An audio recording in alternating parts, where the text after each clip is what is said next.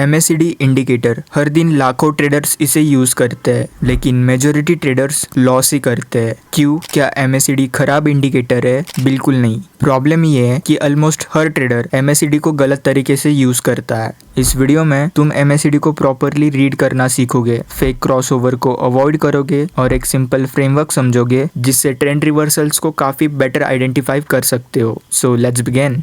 अगर मैं तुमसे पूछूं MACD एक्चुअली मेजर क्या करता है, प्राइस, ट्रेंड या मोमेंटम, मैक्सिमम बिगनर्स का आंसर होता है बाय और सेल सिग्नल। और यही सबसे बड़ी मिसअंडरस्टैंडिंग है। MACD कभी फ्यूचर प्रिडिक्ट ही नहीं करता, ये सिर्फ मार्केट का मोमेंटम मेजर करता है। और मोमेंटम समझना इसलिए इम्पोर्टेंट है क्योंकि मार्केट रिवर्स होने से पहले अक्सर मोमेंटम बदलता है, प्राइस बाद में रिएक्ट करती है। यही से MACD की रियल वैल्यू शुरू होती है। लेकिन एक और मिस्टेक होती है, लोग मोमेंटम को देखते ही ट्रेड ले लेते हैं और वही उन्हें साइडवेज मार्केट में फंसा देता है। इसलिए पहले ये समझना जरूरी है कि MACD चार्ट पर दिख क्या रहा है। गुड न्यूज ये है, MACD उतना कॉम्प्लिकेटेड नहीं है जितना पहली बार देखने में लगता है। एक्चुअली इसमें सिर्फ 4 कंपोनेंट्स होते हैं और अगर तुम इन चारों का पर्पस समझ गए तो शर्त लगा लो मुझसे, तुम्हें फिर कभी भी बेस्ट MACD सेटिंग सर्च करने की ज़रूरत ही नहीं पड़ेगी।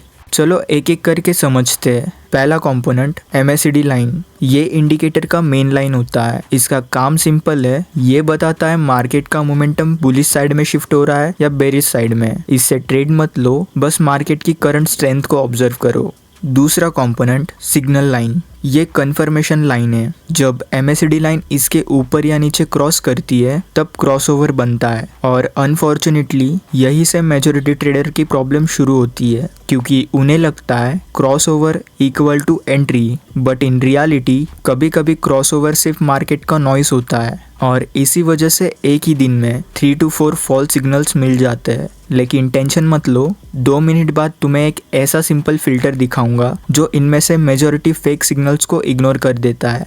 तीसरा कंपोनेंट हिस्टोग्राम। ऑनेस्टली ये MACD का सबसे अंडररेटेड पार्ट है। मेजॉरिटी ट्रेडर्स इसे इग्नोर कर देते हैं, लेकिन एक्सपीरियंस ट्रेडर्स सबसे पहले इसी को देखते हैं। क्यों? क्योंकि हिस्टोग्राम बताता है मोमेंटम इंक्रीज हो रहा है या डिक्रीज हो रहा है। अगर बार्स बड़े होते जा रहे हैं, मोमेंटम स्ट्रॉन्ग हो रहा है। अगर बार्स छोटे होने लगते हैं, मोमेंटम वीक पड़ रहा है। और कई बार हिस्टोग्राम प्राइस से पहले ही वार्निंग देना स्टार्ट कर देता है, इसलिए इसे इग्नोर करना एक कॉस्टली मिस्टेक हो सकती है। और लास्ट कंपोनेंट जीरो लाइन। ये सिर्फ एक लाइन नहीं है, ये MACD का कॉन्टेक्स्ट है। जब MACD जीरो लाइन के ऊपर होता है, ओवरऑल बुलिश मोमेंटम डोमिनेट कर रहा होता है, और जब जीरो लाइन के नीचे होता है, बेरिश मोमेंटम स्ट्रॉन्ग होता है। ये इन्फॉर्मेशन छोटी सी लग सकती है, लेकिन नेक्स्ट स्ट्रैटेजी में तुम देखोगे कि सिर्फ जीरो लाइन को यूज करके कितने लो क्वालिटी ट्रेड्स को एलिमिनेट किया जा सकता है। अब तुम्हें MACD के सारे कंपोनेंट समझ आ गए,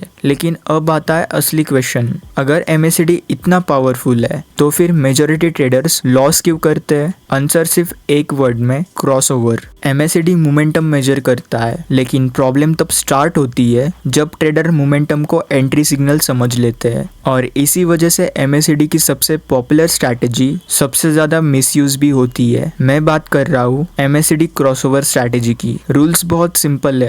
जब MACD लाइन सिग्नल लाइन के ऊपर क्रॉस करे, बाय। जब नीचे क्रॉस करे, सेल। सुनने में परफेक्ट लगता है, राइट? लेकिन अगर ये स्ट्रैटेजी इतनी ही एक्यूरेट होती तो आज हर MACD ट्रेडर प्रॉफिटेबल होता। रियलिटी ऐसा बिल्कुल नहीं है। ये निफ्टी का चार्ट है। मार्केट ने पूरे दिन में एक छोटी सी रेंज में मूव किया है, ना कोई क्लियर अप ट्रेंड, ना कोई क्लियर डाउन ट्रेंड। अब MACD देखो, एक क्रॉसओवर, फिर दूसरा, फिर तीसरा, हर थोड़ी देर में नया सिग्नल। और अगर तुम हर सिग्नल पर ट्रेड लोगे तो तुमसे ज्यादा ब्रोकर को प्रॉफिट होगा। यही रीजन है कि बिगनर्स को लगता है MACD काम ही नहीं करता, लेकिन सच ये है, इंडिकेटर फेल नहीं हुआ, कॉन्टेक्स्ट ही मिसिंग था ना।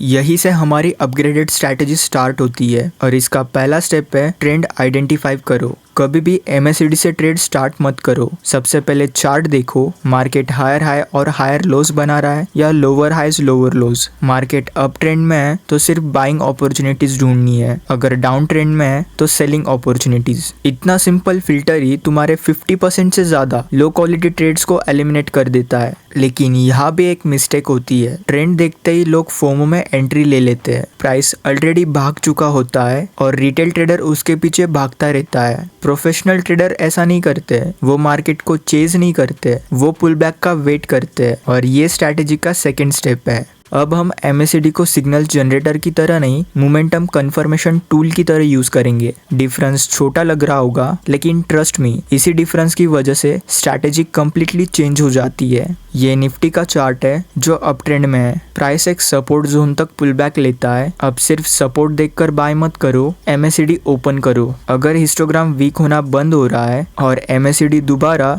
बुलिश मोमेंटम दिखाना स्टार्ट कर रहा है, तब तुम्हारे पास दो कन्फर्मेशंस है, एक प्राइस एक्शन की और एक मोमेंटम की। अब ट्रेड का प्रोबेबिलिटी पहले से काफी इम्प्रूव हो जाता है। नोटिस करो, ट्रेड MACD की वजह से नहीं मिला, ट्रेड मार्केट स्ट्रक्चर ने दिया। और इसी माइंडसेट शिफ्ट की वजह से एक्सपीरियंस ट्रेडर और बिगनर ट्रेडर के रिजल्ट अलग होते हैं।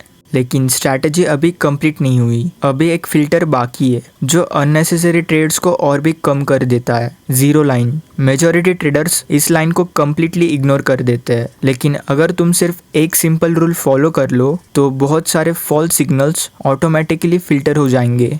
देखो, अगर market already strong up trend में है तो लॉजिकली हमें किस टाइप के ट्रेड्स ढूंढने चाहिए? ऑफ कोर्स सिर्फ बाय ट्रेड्स। तो फिर बेरिश क्रॉसओवर देखकर सेल क्यों करना है? ये एग्जैक्टली वही मिस्टेक है जो मेजॉरिटी ट्रेडर्स करते हैं। हर क्रॉसओवर को इक्वल इंपॉर्टेंस दे देते हैं। प्रोफेशनल ट्रेडर ऐसा नहीं करते, वो ट्रेंड के अगेंस्ट सिग्नल को इग्नोर कर देते हैं। एक सिंपल रूल याद रखो, अप ट्रेंड में जीरो लाइन के ऊपर बुलिश मोमेंटम को ज्यादा इंपॉर्टेंस दो और डाउन ट्रेंड में जीरो लाइन के नीचे बेरिश मोमेंटम को। बस इतना सा फिल्टर ही बहुत सारे लो क्वालिटी ट्रेड्स को रिमूव कर देता है। अब एक इम्पॉर्टेंट क्वेश्चन, स्टॉप लॉस कहाँ लगाना चाहिए? क्या MACD क्रॉसओवर के नीचे? नहीं, इंडिकेटर कभी भी स्टॉप लॉस डिसाइड नहीं करता, प्राइस करता है। अगर बाय ट्रेड ले रहे हो तो stop loss recent swing low या सपोर्ट के नीचे होना चाहिए, और अगर सेल ट्रेड ले रहे हो तो इसका उल्टा। सिंपल रीजन, मार्केट प्राइस को रिस्पेक्ट करता है, इंडिकेटर को नहीं। और एक और मिस्टेक है जो बिगनर्स बार बार करते हैं,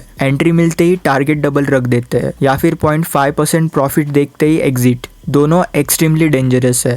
इसलिए हर ट्रेड लेने से पहले मिनिमम 1:2 रिस्क रिवॉर्ड मेंटेन करने की हैबिट बनाओ। अगर सेटअप 1:2 भी अलाउ नहीं कर रहा, हो सकता है कि ट्रेड ही वर्थ इट ना हो। और ये समझना उतना ही इम्पोर्टेंट है जितना स्ट्रैटेजी समझना। Situation number 1, sideways market. MACD की सबसे बड़ी वीकनेस है रेंज बाउंड मार्केट्स। जब मार्केट बस एक रेंज के अंदर मूव कर रहा होता है तब मोमेंटम बार बार चेंज होता रहता है। रिजल्ट एक बुलिश क्रॉसओवर, फिर बेरिश, फिर बुलिश। और इंडिकेटर कंफ्यूज नहीं हुआ, मार्केट ही डायरेक्शनल लेस है। इसलिए अगर चार्ट देखकर तुम्हें ट्रेंड क्लियर नहीं दिख रहा तो सिर्फ MACD देखकर ट्रेड मत लो। Situation number 2, major news events. Suppose RBI policy announcement है, या यूनियन बजट, या किसी स्टॉक का क्वार्टरली रिजल्ट, या कोई अनएक्सपेक्टेड ग्लोबल न्यूज। ऐसे टाइम पर प्राइस मोमेंटम इमोशन और लिक्विडिटी से ड्रिवन होता है। इंडिकेटर्स नेचुरली लैक करते हैं और MACD भी उसका एक्सेप्शन नहीं है। इसलिए हाई इम्पैक्ट न्यूज के इमीडिएटली बाद सिर्फ इंडिकेटर के बेसिस पे ट्रेड लेना अवॉइड करो। पहले मार्केट को सेटल होने दो, फिर एनालिसिस करो। Situation number 3, against high time frame trend. ये मिस्टेक स्पेशली इंट्राडे ट्रेडर करते हैं। 15 मिनट चार्ट पर बुलिश क्रॉसओवर दिखा, एंट्री ले ली, लेकिन 1 आवर चार्ट और 4 our chart strong down trend में थे।